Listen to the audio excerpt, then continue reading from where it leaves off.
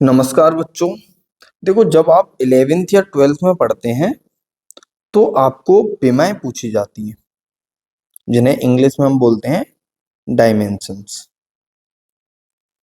तो जो डायमेंशंस पूछी जाती हैं उन पे बेस्ड क्वेश्चंस आते हैं और काफी सारे बच्चे ऐसे होते हैं कि हमें फॉर्मूला तो याद होता है लेकिन हम विमाएं नहीं निकाल पाते। तो मैं इसमें आपको विमाओं को याद रखने की एक बहुत ही आसान ट्रिक बताने वाला हूं। तो आप वीडियो को बिना स्किप किए हुए एंड तक देखना। आपको केवल और केवल 5 बीमाएं याद रखनी है और जितने भी उन 5 बीमाओं के अलावा जितने भी फिजिक्स में बीमाएं आती हैं उन 5 बीमाओं को याद करने के बाद आप उन सब बीमाओं को निकाल सकते हैं। बस आपको आना क्या चाहिए, केवल और केवल उस पर्टिकुलर राशि का जिसकी आप बीमाएं फाइंड करना चाहते हैं उसका आपको फॉर्मूला आना चाहिए। अगर आपको फॉर्मूला आता है तो आप इजीली बीमाएं निकाल सकते हैं। तो इसमें बीमाओं को याद करने से पहले देखो, सबसे पहली चीज आती है कि जो बीमाएं होती हैं वो होती है कि हम मूल राशियों की घातों में लिखते हैं किसी भी संख्या को, किसी भी राशि को मूल राशियों की घातों में व्यक्त करना। तो अब बात यहाँ पे सबसे पहली जो आएगी वो ये आ जाएगी कि मूल राशियां कौन कौन सी होती हैं, तो वो आपको पता होनी चाहिए और उनके लिए क्या बीमाएं यूज करते हैं वो आपको पता होना चाहिए। तो इतना पता कर लोगे तो ही आप कर पाओगे, नहीं तो आपको बीमाएं नहीं आएंगी। तो सबसे पहली चीज मैं आपको वो 7 मूल राशियां, मैं ये मान के चल रहा हूँ आपको आती हैं, फिर भी मैं आपको एक बार रिवाइज करा देता हूँ कि जो मूल राशियां होती हैं, पहली होती है हमारी लंबाई। इंग्लिश में इसको बोलते हैं लेंथ। और इसका मात्रक होता है हमारा मूल मात्रक मीटर। और इसकी जो विमा होती है उसको हम रिप्रेजेंट करते हैं। देखो, विमा को हमेशा ये दो ब्रैकेट होते हैं उनके बीच में लिखते हैं, एल होती है, ठीक है। दूसरी हमारी राशि है वो है द्रव्यमान। और द्रव्यमान को इंग्लिश में बोला जाता है मास। और इसका जो मूल मात्रक होता है वो होता है किलोग्राम। और इसकी जो विमा होती है वो होती है हमारी एम। जहां पे भी द्रव्यमान आएगा या किलोग्राम आएगा वहां पे हम एम लिखेंगे। तीसरी जो हमारी मूल राशि होती है वो होती है समय। इसको इंग्लिश में बोलते हैं हम टाइम। और मात्रक, इसका मूल मात्रक होता है वो होता है सेकंड। और इसकी जो विमा लिखी जाती है वो होती है टी। और चौथी मूल राशि होती है हमारी तापमान। तापमान को इंग्लिश में बोलते हैं टेम्परेचर।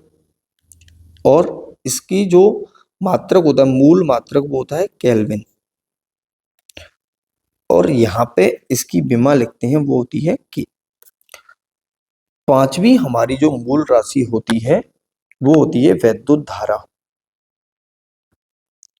वैद्युत धारा इंग्लिश में इसको बोलते हैं करंट। और इसका मात्रक होता है एम्पियर।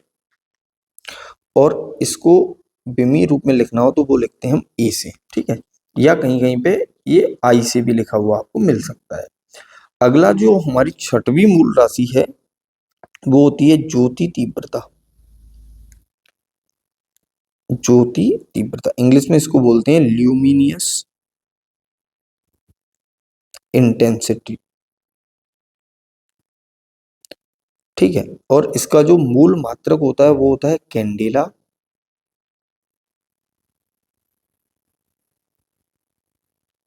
और इसको रिप्रेजेंट करते हैं विमी रूप में सीडी से, ठीक है।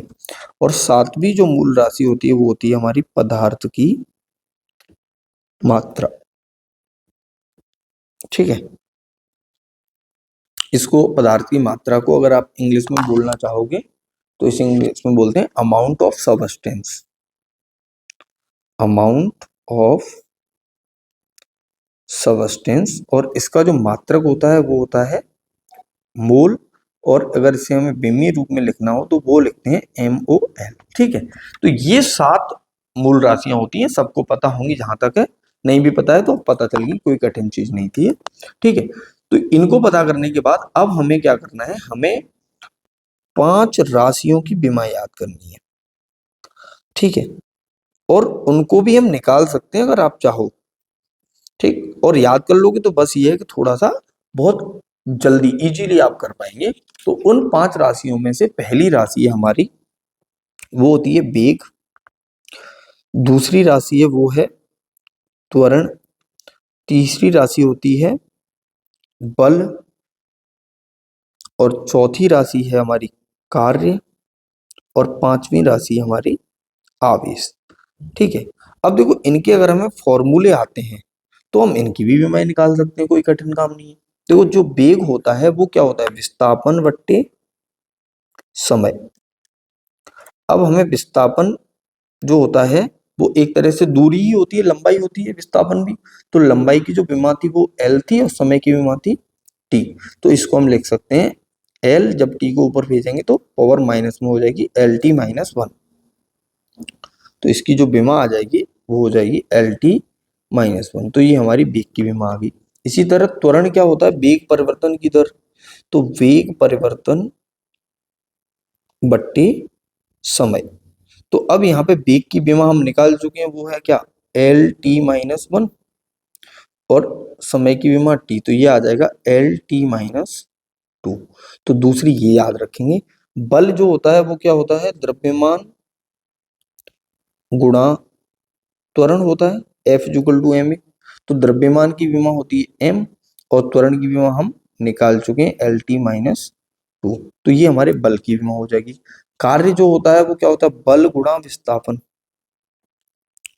बल गुणा विस्थापन। अब बल की विमा आ गई हमारे पास M L T minus two, और विस्थापन की विमा होती है एल। तो यहां से ये निकल के आ जाएगी M L two T minus two. एक ये विमा याद रखेंगे। आवेश क्या होता है हमारा, Q equal to I T, यानी कि धारा इंटू समय।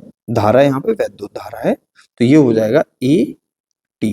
अब अगर हमने ये पांच विमाएं याद कर ली, तो इन पांच विमाओं को याद करके हम कोई भी फॉर्मूला आप ले आओ, उस फॉर्मूले का यूज करके इजीली, बहुत ही इजीली हम सारी विमाएं निकाल पाएंगे। तो ये देखो किस तरह इनका यूज होगा। तो मैं कुछ एग्जांपल ले ले रहा हूँ जिनसे आपको यूज करना आ जाएगा, क्योंकि देखो कोई भी ट्रिक हमने सीखी उसका एप्लीकेशन ही नहीं आएगा तब तक हम कुछ नहीं कर पाएंगे। जैसे मान लो पहली ही राशि हम ले लेते हैं वैद्युत क्षेत्र। अब वैद्युत क्षेत्र E इक्वल टू क्या होता है, एफ अपॉन क्यू। यहाँ पे एफ क्या है, बल, और क्यू है आवेश। तो बल की विमा हमने याद कर ली, वो थी M L T minus two. ऐसे हमने आवेश की विमा याद कर ली, वो होगी ए टी। तो इन दोनों को यहाँ पर रख देंगे और सॉल्व कर लेंगे। तो M L T minus three A minus one. देखो जो ऊपर जाएगी वो माइनस की हो जाएगी। तो ये हमारी वैद्युत क्षेत्र की विमा आ गई। अगर ऐसे ही आपको चुंबकीय क्षेत्र की विमा निकालनी हो, तो चुंबकीय क्षेत्र का फॉर्मूला हमें आना चाहिए। देखो चुंबकीय क्षेत्र का नहीं आता तो चुंबकीय बल का फॉर्मूला होता है F equal to Q V B sine theta. देखो साइन थीटा की कोई भी मान नहीं होती है, क्योंकि इसका कोई मात्रक भी नहीं होता, ये तो केवल वैल्यू होती है। अब यहाँ से अगर हम बी की वैल्यू निकाल लें तो बी इक्वल टू क्या आ जाएगा, एफ अपॉन क्यू बी। तो यहाँ पे एफ बल है, तो M L T minus two. आवेश की विमा ए टी, और वेग की विमा एल टी माइनस वन। अब इनको सॉल्व कर लो, आंसर आ जाएगा हमारा। तो एम एक ही बार आया है, एल देखो एक यहाँ एक यहाँ, तो एल से एल कट गया, तो एल है आएगा ही नहीं इसमें। अब बचा टी, तो टी माइनस वन, और ये टी, तो ये भी कट गया, तो ये आ जाएगा टी माइनस टू और ए माइनस वन। तो ये चुंबकीय क्षेत्र की विमा आ जाएगी। ये भी कोई कठिन काम नहीं था, आसानी से हम इजीली फाइंड कर सकते हैं। ऐसे ही अगर आप और भी राशियों की विमाएं निकालना चाहते हो, जैसे एक आती है वैद्युत धारिता। तो धारिता का फॉर्मूला क्या होता है, धारिता सी बराबर होता है क्यू अपॉन वी। यहाँ पे बी विभवांतर है, तो विभवांतर की विमा हम निकालनी हो तो वी इक्वल टू क्या होता है, डब्ल्यू अपॉन क्यू। तो डब्ल्यू अपॉन क्यू चाहो तो यहाँ पे रख दो, तो ये आ जाएगा Q upon W upon Q. तो ये हो जाएगा क्यू स्क्वायर अपॉन डब्ल्यू। अब आवेश की विमा क्या होती है, ए टी, तो ये हो जाएगा ए टी का स्क्वायर, और डब्ल्यू कार्य है, कार्य की विमा होती है M L two T minus two. तो इसको सॉल्व करोगे तो क्या आ जाएगा, यहाँ पे M minus one L minus two. अब देखो टी यहाँ से दो ऊपर जाएंगे प्लस के हो जाएंगे, दो ऊपर है तो टी की पावर फोर और ए की पावर टू। तो ये हमारी धारिता की विमा आ गई। तो कोई भी विमा आपको फाइंड करनी हो किसी भी तरह, कितनी भी कठिन आपको लग रही है, बस आपको उसका फॉर्मूला आना चाहिए। जैसे मान लो अगर शक्ति आ जाए, तो शक्ति क्या होता है, शक्ति होती है हमारी कार्य बट्टे समय। तो डब्ल्यू बट अपॉन टी आ जाएगा। तो डब्ल्यू की विमा क्या होगी, M L two T minus two, और टी ये रहा, तो ये आ जाएगा ML2T-3। कोई कठिन काम है क्या? शक्ति की भी मांग है ये लो। अगर ऐसे ही अगर आपको पूछी जाए कि प्रतिरोध की भी मांग क्या होगी, तो प्रतिरोध किस फॉर्मूले में आता है? V इक्वल टू होता है IR, तो R इक्वल टू क्या आ जाएगा? V upon I। तो V यहाँ पे विभवांतर है, तो विभवांतर को हम लिख सकते हैं W अपॉन Q, तो Q इंटू I हो जाएगा। तो W की विमा क्या होती है? ML2T-2, और इसकी विमा होती है AT, और I की विमा तो A ही होती है। तो इसको अगर सॉल्व करोगे तो ML2T-3, एक T ऊपर पहुंच गया तो दो A हैं, तो ऊपर जाएंगे माइनस को हो जाएंगे A-2, तो ये प्रतिरोध की विमा आ जाएगी। तो इस तरह से हम कोई भी विमा फाइंड कर सकते हैं। कब कर सकते हैं? अगर हमें ये 5 विमाएं याद हैं तो इजीली आप कोई भी विमा निकाल पाओगे। तो अगर आपको वीडियो पसंद आया है तो वीडियो को एक बार लाइक जरूर कर देना, और चैनल पे कमेंट जरूर कर दिया करो, जिससे हमें एक मोटिवेशन मिलता है ताकि हम आपके लिए ऐसी ही ट्रिकें ला पाएं जो आपको आपकी पढ़ाई को बहुत आसान बना दें।